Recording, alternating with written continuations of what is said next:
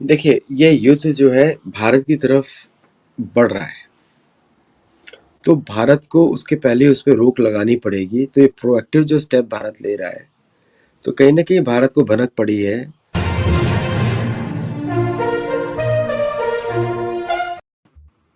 नमस्कार, मैं हूं मनविंदर। आप सभी राष्ट्रवादियों का एमबीएन नेटवर्क में एक बार फिर से बहुत-बहुत स्वागत है। तो हम बात करते हैं भारत में प्रधानमंत्री नरेंद्र मोदी, राजनाथ सिंह और डोभाल साहब की मीटिंग पे मीटिंग चल रही है और बॉर्डर पे भी काफ़ी हलचल देखने को मिल रही है। उधर ईरान पर अमेरिका ने बड़ा हमला किया है, वो भी रिहायशी इलाके में। तो इसे समझते हैं कि खेल किस ओर जा रहा है, खेल का असली खिलाड़ी कौन है? मेरे साथ जुड़ चुके हैं आदित्य सत्संगी जी। आदित्य जी लेखन अध्ययन के अलावा जियोपॉलिटिक्स में भी एक्सपर्ट हैं। अब चूंकि अमेरिका में बैठे हुए हैं तो इनकी नज़र से महीन से महीन बात भी बचती नहीं है। आदित्य जी का स्वागत कर लेते हैं। आदित्य जी बहुत बहुत स्वागत है, नमस्कार। नमस्कार, नमस्कार। Thank you for inviting me again. देखिए, अमेरिका बहुत ही सुंदर देश है, मतलब कॉलोनी है।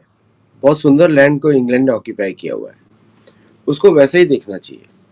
तो जब आप वो देखते हैं तो आपको समझ में आ जाता है इनका ऑब्जेक्टिव सिर्फ प्रॉफिट मेकिंग है।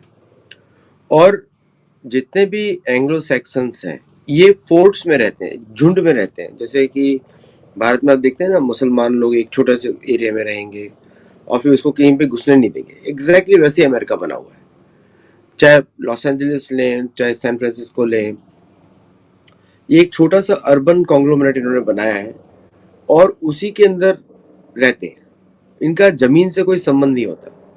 तो उनके घर में खाना पहुंचना चाहिए, बिजली पहुंचनी चाहिए, बस वो खुश है उसके बारे में। तो सिविलियन इंफ्रास्ट्रक्चर पे अटैक करना without any consideration of humanity और कुछ भी ह्यूमन साइड का, रिलीजन को आप नहीं देखें तो उसको, तो इससे, और इजराइल बोलता है कि मैंने नहीं किया। अमेरिका की तरफ से कोई स्टेटमेंट नहीं आया, इसका मतलब अमेरिका ने किया। ट्रम्प ने कल बोला, आज अमेरिका ने किया। और पूरे ब्रिज को उन्होंने 2 बॉम्ब से उड़ा दिया, और जो कि ईरान का सबसे बड़ा ब्रिज था, कनेक्टिंग तेहरान एंड करज। करज नाम की, आपको ईरान के जगहों के नाम भी ऐसे लगेगा हिंदू हैं सारे। बॉम्बे के पास भी करज है, वहां भी करज है। सो तो उसको उड़ा दिया उन्होंने। उसके पहले पावर प्लांट्स उड़ा दिए। फिर इस्फहान में उन्होंने पिछले 3 दिन से बमबारी कर रहे हैं, बोल रहे हैं मिसाइल इंफ्रास्ट्रक्चर इज गॉन। आज ही मिसाइल का अटैक हो गया। उन्होंने, ईरानियन ने भी अटैक किया सुएज सिस्टम पे तेल अवीव में। तो पूरा हर जगह सुएज ही बह रहा है तेल अवीव में। इस समय कोई बाहर निकल ही नहीं सकता। मेजर पार्ट्स ऑफ तेल अवीव का मेन लाइन है, उसको डिस्ट्रॉय किया उन्होंने। प्लस, तो ये जो लड़ाई है, ये एथिकल तो इसको बोल ही नहीं सकते, इसमें कोई रीजन ही नहीं लड़ने का। ऑलरेडी ईरान के साथ न्यूक्लियर डील की जो बातें हो रही थी, उससे अमेरिका पहले वापस गया, फिर इजराइल के थ्रू अटैक करवाया, अभी ग्राउंड ट्रूप्स भेज रहे हैं। जैसे मैंने आपके पहले शो में बताया था, देर इज नो वे वो कोस्टल के थ्रू अंदर घुस पाएंगे, वो पाकिस्तान के थ्रू घुसेंगे। तो पाकिस्तान का रोल, अब पाकिस्तानियों को पाकिस्तानी मारेंगे, because there is no way they can enter where they want to go. Isfahan भी जाना है तो उसका रास्ता बलूचिस्तान से आता है। सो मिलिट्री वाइज अगर देखा जाए, सिविलियन इंफ्रास्ट्रक्चर को डैमेज करना, इसका मतलब ये है कि आपके पास मिलिट्री टारगेट्स बचे नहीं है और आपको पता नहीं, या ये हो सकता है आपको पता ही नहीं कहाँ पे अटैक करना है। कि डिस्पाइट 12,300 टारगेट्स पे मारने के बाद भी आप फोर्स हो रहे हैं सिविलियन टारगेट को टारगेट करने के लिए। इसका मतलब ये है कि you want to break the will of Iran to fight. इसका मतलब ये हुआ कि आपके इतने सारे अटैक्स के बाद भी विल नहीं टूटी, और इस अटैक के बाद विल तो बिल्कुल नहीं टूटेगी। तो अगर डिक्लेयर्ड ऑब्जेक्टिव से कंपेयर करें तो अमेरिका लूज कर रहा है युद्ध को, और इसीलिए डेस्परेशन दिखाई दे रही है। आपने बहुत सही कहा कि ये डेस्परेशन का ही एक संकेत है। लेकिन मैं एक चीज और समझना चाहती हूँ कि इस समय व्हाइट हाउस क्या कर रहा है, पेंटागन से क्या इशारे हैं ट्रम्प के लिए? क्योंकि देखिए, अमेरिकी कांग्रेस की एक रिपोर्ट आई है, उसमें भी ट्रम्प की पोल पट्टी खोली है। उसमें ये बताया गया है पाकिस्तान एक तरह से शरण स्थली बनी हुई है आतंकवाद की। तो किस तरीके से देखते हैं? देखिए, पाकिस्तान तो अमेरिकन क्रिएशन है, ब्रिटिश क्रिएशन है। पाकिस्तान तो उस सब की स्थली बनेगा जिसको अमेरिका और ब्रिटेन चाहेंगे। सो अमेरिकन सेनेटर्स ने कांग्रेस में एक्सेप्ट किया है कि लिंडसे ग्राहम और John मैकेन, they were the father of ISIS and all the terrorist groups of middle east. Senate की हियरिंग में कंफर्म किया उन्होंने। ऐसा नहीं कि कुछ छुपा रहे हैं, वो लोग कुछ छुपा नहीं रहा है। वो तो दुनिया बात नहीं कर रही उसके ऊपर, क्योंकि दुनिया को लगता है कि अगर वो बात करेंगे तो उनका कोई डील रुक जाएगा अमेरिका के साथ। उस डील के चक्कर में लोग अपने एथिक्स खो बैठते हैं। तो पाकिस्तान, जमीन तो हमारी है, पाकिस्तान नाम की जो एंटिटी है वो इट्स ए यूजफुल इडियट। उसको कुछ समझ में नहीं आता वो क्या करता है, क्योंकि उसको सिर्फ पैसा चाहिए, इन लोगों को भी पैसा चाहिए। So therefore they cooperate in all kinds of things. Anti India propaganda जो पाकिस्तान चलाता है, क्या आपको लगता है पाकिस्तान में इतना दम होगा चला पाएगा या बुद्धि होगी? बिल्कुल नहीं। टैक्टिकल साइड में पाकिस्तानी बहुत अच्छे हैं, मानता हूं, लेकिन उनको पता नहीं कि स्ट्रेटेजिक साइड में क्या करना चाहिए। तो लेकिन अब उसको भी अच्छा ही तो नहीं बोलेंगे, उसको तो विलेनस बोलेंगे, विलेनस, असुरिक है। भारत के कुछ लोग भगवान राम को ही असुरिक बता रहे हैं, लेकिन असली असुर तो उनके बाजू में बैठा हुआ है। पाकिस्तान, अमेरिका, ये सब सारे देश ऐसे ही है। तो पाकिस्तान को यूज किया जाएगा अगेंस्ट ईरान, पाकिस्तान को यूज किया जाता है अगेंस्ट अफगानिस्तान, पाकिस्तान को यूज किया जाता है प्राइमरीली अगेंस्ट इंडिया, प्राइमरीली। तो पाकिस्तान की अगर पिटाई करता है भारत, तो अमेरिका की पिटाई हो रही है। चांटा पाकिस्तान को लगता है, लेकिन दर्द अमेरिका को होता है, और चांटा पाकिस्तान को लगता है, और अमेरिकी या यूरोपियन एजेंट्स भारत में, कांग्रेस पार्टी और ये सब लोगों को दर्द होता है। डीमोनेटाइजेशन के बाद आप देखेंगे ब्रिटिश इकोनॉमी नीचे गई, पाकिस्तान की तो गई, ब्रिटिश इकोनॉमी नीचे गई, देखा होगा आपने। 2015 के बाद से ब्रिटिश इकोनॉमी आज तक ऊपर उठ नहीं पाई है डीमोनेटाइजेशन के बाद। और उसके बाद आप देखेंगे अमेरिका का भी रिपल इफेक्ट होता है हर जगह। तो अमेरिकन इकोनॉमी भी प्राइम मिनिस्टर मोदी के फर्स्ट टर्म लेने के बाद से डिक्लाइन शुरू हुआ है, मेजर डिक्लाइन। अब जा रहा है अमेरिका सारी स्टेट्स को कंट्रोल करना चाहता है, मलाक्का स्टेट। इसलिए आप देखेंगे कि आजकल जो राजनाथ सिंह ये लॉन्च करें INS Taragiri. Bharat is strengthening कि अगर ये लोग बदमाशी करते हैं मलाक्का स्टेट में, then Bharat will keep it open with force. तो इस तरह भारत और चीन भी कोऑपरेट करना शुरू कर दिया अभी। अब तो सबको मालूम है कि दुश्मन कौन है, कहां से आया है, और ये लोग उस हर जगह पे आक्रमण करेंगे जहां से इनका मनी का सप्लाई, इनका जो इंद्रिय तृप्ति या इंसेंस एंजॉयमेंट या फिर इनकी ग्रीड फुलफिल होती रहे। तो ईरान के बाद किसी और का नंबर आएगा। ये युद्ध रुकने वाले नहीं है, ईरान का युद्ध भी लंबा चलने वाला है, 8 से 20 साल लगा लीजिए आप। जो ट्रम्प बोल रहे हैं कि मैं 2 हफ्ते में बंद कर दूंगा, इम्पॉसिबल है। आप अटैक करेंगे ब्रिज के ऊपर, क्या ईरान रिटेलिएट नहीं करेगा? आप सही कह रहे हैं आदित्य जी। अमेरिकन राष्ट्रपति डोनाल्ड ट्रंप ने ये दावा किया था कि उन्हें जीत मिल गई है। अगर आप जीत गए हैं तो आप घर में बैठिए। आप फिर आप चेतावनी दे रहे हैं कि 2-3 हफ्ते के बाद फिर से हमला करेंगे। 2-3 हफ्ते मतलब 2-3 हफ्ते में, मतलब उनको घंटों की बात होती है ना, ये 2-3 हफ्ते, मतलब इन्हें हफ्ते में कितने दिन होते हैं वो भी ज्ञान नहीं है क्या? और कह रहे हैं कि 2-3 हफ्ते में हमला करेंगे, लेकिन राइट नाउ हमला कर दिया है। इसे क्या समझा जाए? देखिए क्या है कि ये 2-3 हफ्ते की जो बात वो कर रहे थे कि अमेरिकन ट्रूप्स ईरान में घुस जाएंगे 2-3 हफ्ते में और सब खत्म कर देंगे। अब प्लान सुनिए कैसा है। अब आपको भी, आप तो मिलिट्री के पर्सन नहीं है, मैं भी नहीं हूँ, और हम लोग लॉजिकली बस बात कर रहे हैं।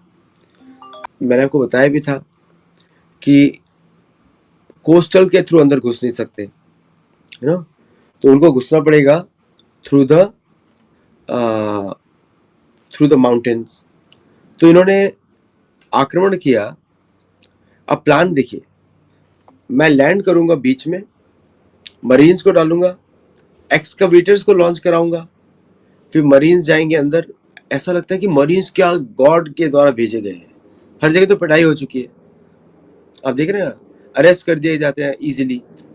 ये जो डेल्टा फोर्स और ये फोर्स और वो फोर्स, ये सब अच्छा दिखता है, लेकिन ऑन द ग्राउंड किसी इंडियन कमांडो को पूछे डेल्टा फोर्स कैसे होते हैं, बोलते हैं डरपोक होते हैं। पूछेंगे ना तो उनको बोलेंगे they are very well equipped, लेकिन हमारे जैसे नहीं, हमारे में ज़्यादा ताकत है।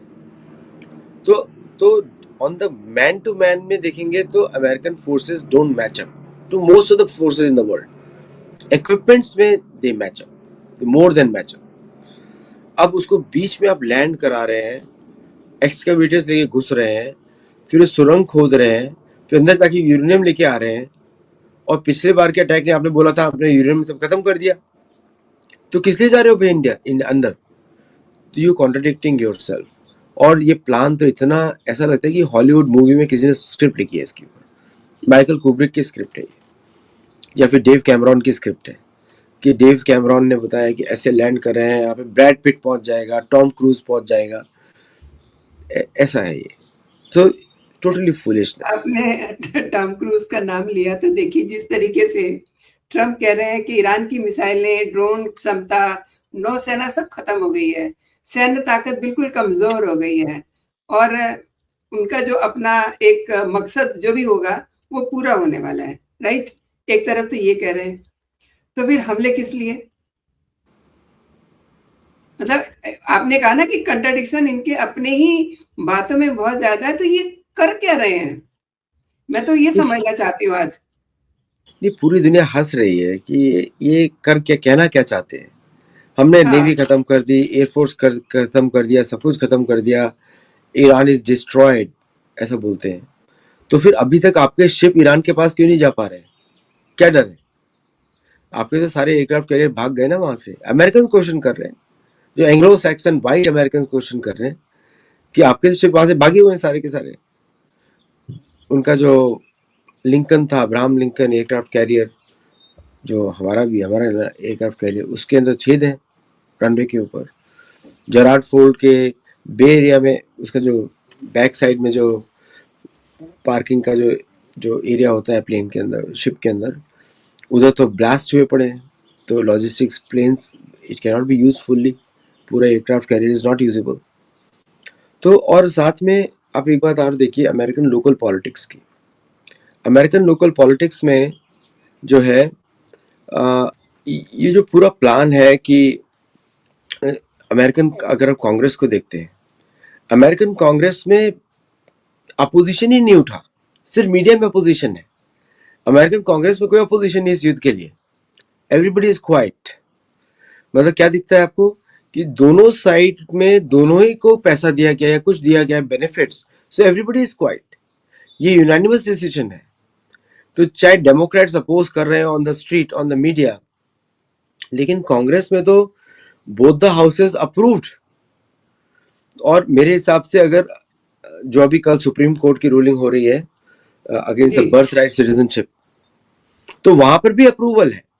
तो तो ये इस युद्ध में अमेरिका के अंदर ज्यादा लीडरशिप पे कोई अपोजिशन नहीं है, किसी को भी नहीं है। और ईरान का जो हुआ, जो बनाया हुआ है 47 साल से, वो तो कोई प्रूव ही नहीं हुआ। Iranians could not do it. Iran के पास इतना अच्छा इंजीनियरिंग कैपेसिटी है, लेकिन they could not make it. इसका मतलब ये है कि Russia, China, America, everybody combined insured कि ईरान के पास न्यूक्लियर बॉम्ब्स ना ही हो। सबने उसको बोला, बिकॉज दे, मतलब ये ऐसा हो गया, I can have the nuclear weapon but you can not have. तो ये जो इशू है पूरा ईरान का, it is all created in the media. अब ऐसा नहीं बोल रहा हूँ कि ईरान दूध का धुला हुआ है। Iran has also created terrorist empires. और ईरान का वो सबसे बड़ा प्रॉब्लम है कि उसने टेररिस्ट एम्पायर्स क्रिएट किया और उसने इन लोगों को इन्हीं की भाषा में जवाब दिया। यू नो, सी भारत के साथ कैसा है कि देखिए, भारत के साथ या चीन के साथ ऐसा नहीं कि हमारी एजेंसीज कुछ करती नहीं है, लेकिन हम ऑफिशियली करते हैं। हम कोई टेररिस्ट ग्रुप नहीं बनाएंगे। चाइना भी फंड करता है दूसरे ग्रुप्स को, और रशिया के पास प्राइवेट आर्मीज है। ऐसा नहीं कि लोग डिफेंस नहीं करते, लेकिन ईरान का गलती क्या है कि उसने ऐसे ऐसे टेररिस्ट ग्रुप्स बनाए जो कुछ पाकिस्तान के विरुद्ध भी काम किए, कुछ इंडिया के विरुद्ध भी काम किए, कुछ इजराइल के विरुद्ध भी काम किए, which were out of its control. और मैं मानता हूँ कि they were the first line of defence for Iran, ये भी बात मानता हूँ कि they were the first line of defence. लेकिन यहाँ पर तो लीगलाइज चोरी हो रही है ना, और जिसका कोई अपोजिशन नहीं है कहीं पर। तो मैं इसको अमेरिकन पॉलिटिक्स के हिसाब से ऐसा देखता हूँ कि दिस विल कंटिन्यू। ये तभी जाएगा जब अमेरिकन एडमिनिस्ट्रेशन जाएगा, उसके पहले कोई ऐसा ही चलता ही रहेगा, because that's how the country was made. Country को बनाया गया था यूके के द्वारा to carry out dirty work of the UK, और वो एग्जैक्टली वही कर रहा है। आप देखते हैं यूके का कहीं नाम आता नहीं है, हर जगह यूएस का नाम आता है, जबकि वो वही लोग हैं, एंग्लो सैक्सन्स ही हैं सारे। आदित्य जी, आपको नहीं लगता कि ट्रंप की बस हो गई है? ये जो चेतावनियां दे रहे हैं कि समझौता नहीं हुआ तो ईरान को स्टोन एज में पहुंचा देंगे, मतलब पाषाण काल में भेज दिया जाएगा, मतलब ये छोटी बात नहीं है। और उन्होंने ये भी दावा किया है कि ईरान में सत्ता परिवर्तन हो चुका है, नई लीडरशिप पहले से कम कट्टर है। तो फिर अगर इतनी बातें समझ में आ रही हैं, देन सो मतलब क्यों इस तरीके की हरकतें हो रही हैं जो हम देख रहे हैं?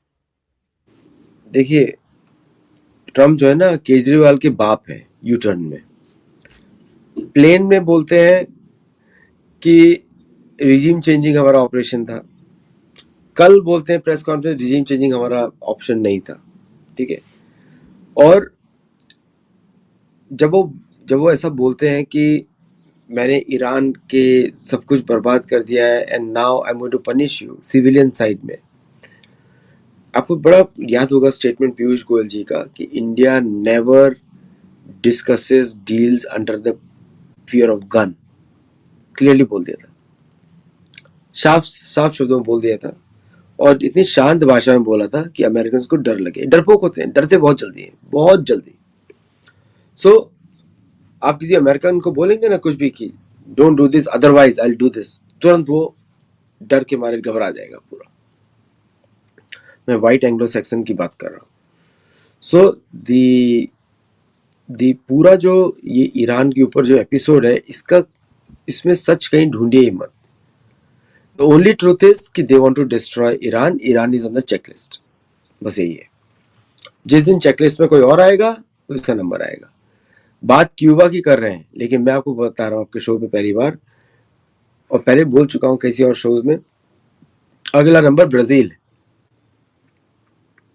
क्योंकि लूला ने बोला कि वो न्यूक्लियर बॉम्ब बनाएंगे for security with US, India with USA, from security USA. तो अगला नंबर ब्राजील, और ब्राजील में रिजीम चेंजिंग बड़ी इजी है, बहुत इजी है, कुछ करने का भी जरूरत नहीं है। इनफैक्ट बोल्सोनारो तो न्यूयॉर्क में बैठे हुए हैं, उनके अपोजिशन लीडर, उनको तो बस वहां पे ग्रीन कार्ड बांटने और कुछ नहीं करना है। और साथ में पोर्चुगल में जाना है, पोर्चुगल में जाके उनके चर्च को बोलना है कि हमको ये काम करके दो, चर्च ही काम करके दे देगा, कैथोलिक चर्च। ओके, तो ब्राजील अगर इस पथ पे बढ़ा तो ब्राजील में रिजीम चेंजिंग होगा, नहीं तो फिर ब्राजील की मिलिट्री क्षमता को कम करेंगे। ये उनका प्लान था, control Venezuela and then attack Brazil. Iran के साथ क्या है कि सारे ऑप्शंस करने के बाद भी, 47 साल तक सैंक्शन लगाने के बाद भी आज सैंक्शंस हटाने पड़ रहे हैं। तो कौन जीत रहा है भाई, कौन जीता? सो जो बोला जा रहा है व्हाइट हाउस में, जो ग्राउंड रियलिटी है, दोनों में बिल्कुल फर्क नहीं है। अदरवाइज सिविलियन ब्रिज को नहीं गिराते। बहुत बड़ी बात की आपने आदित्य जी। और देखिए, हमारे डिफेंस मिनिस्टर राजनाथ सिंह ने और अजीत डोभाल साहब के साथ मिल करके कई और इसमें आला अधिकारी भी शामिल रहे, मीटिंग्स की है। और इस मीटिंग का कहीं ना कहीं ये जो चीजें चल रही हैं जियोपॉलिटिकल, उनसे कहीं आप देख रहे हैं कि लेना देना है कुछ?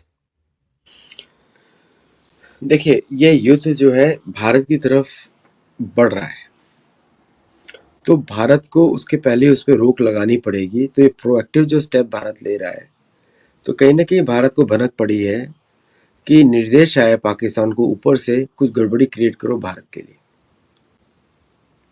तो इसलिए भारत ने स्ट्रॉन्ग एक्शंस लिए हैं, और मैं चाहता हूँ कि थोड़ी चिंगारी लगाए पाकिस्तान, हमारे किसी इनोसेंट को न मारे, भारतीय को, लेकिन कुछ कोशिश करे, तो उसके बाद भारतीय एक्शन शुरू हो जाएगा। और पीओके को भारत को लाना ही पड़ेगा, प्लस भारत को अपनी पॉलिसीज में चेंज करना पड़ेगा, एक्सपीडिशनरी फोर्सेस बना के जगह जगह पे डिप्लॉय करना पड़ेगा, जैसे वर्ल्ड वॉर 2 में भारत ने किया था अंडर ब्रिटिश फ्लैग। इस बार अपने फ्लैग में हमको बाकी जगह डिप्लॉय होना पड़ेगा। और आपने देखा होगा टर्की एकदम चुप बैठा हुआ है, कुछ बात ही नहीं कर रहा है। तो टर्की को बहुत तरफ से लोगों ने धमकी दी है, इंक्लूडिंग इंडिया। और इसका मतलब ये है, टर्की को चुप किया गया है, तो no planes no drones on Turkey now. और उसके बाद और पाकिस्तान अब पूरे कब्जे में, एक तरीके से देख लीजिए, भारत के स्ट्रेटेजिक ग्रिप में है इस समय। अब नहीं तो कब, ये बात हो गई है, अब नहीं तो कब। और आप ये बात याद रखिएगा कि भारत की सुरक्षा सीरिया से शुरू होती है, पाकिस्तान के बीच सीमा से नहीं। तो Pakistan is inside the security ambit of India.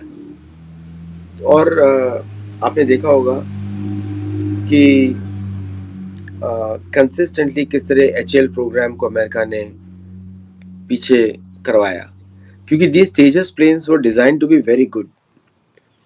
अकेला Tejas planes are capable of taking care of Pakistan. India doesn't need any other plane also, लेकिन उसको डिले करवाया गया, प्लस एचएल का भी मैनेजमेंट प्रॉब्लम है। But overall aircraft is a good aircraft, is one of the most capable aircraft.